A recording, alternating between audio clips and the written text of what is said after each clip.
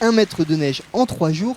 Depuis ce week-end, le retour d'Est se fait à nouveau sentir dans le Queyras, le troisième depuis le début de l'hiver.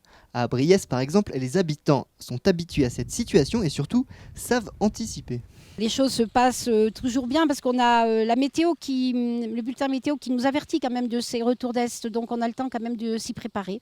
Bon, après, il tombe pas toujours comme on aimerait, bien sûr. On aimerait bien qu'il tombe en début de saison pour qu'on ait une belle saison enneigée. C'est très surprenant parce qu'il y a 3 jours, c'était le printemps ici à Briès. Avec des amis, nous avons randonné en montagne par un grand ciel bleu, des chants d'oiseaux. Bon, voilà, on s'y fait, mais ça me plaît bien. On se lève tôt, on déneige et puis on garde le sourire. Et je m'aperçois qu'il va falloir que j'aille déneiger ma voiture qui est juste là encore, que j'ai pas fait aujourd'hui. Voilà.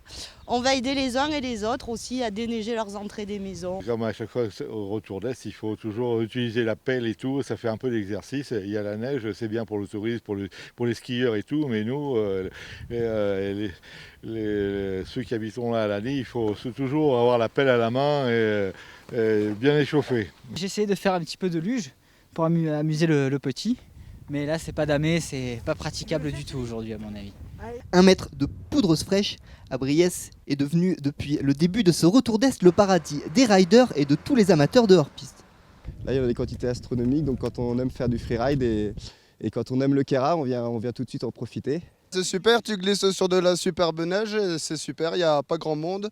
De la très bonne neige et plein de sensations dans les sapins, dans les mélèzes, sur la poudreuse. Et tu sautes et tu voles et c'est génial. En plus c'est beau ici, c'est un super coin. De toute façon, il y a vraiment une quantité tellement grosse qu'on est obligé de chercher des endroits où il y a beaucoup de pentes et peut-être un petit peu moins de neige. Donc les versants un peu nord, dans la forêt où la neige est plus froide. Sinon la quantité de neige fait qu'on n'avance presque pas tellement on en a jusqu'au nombril, on va dire.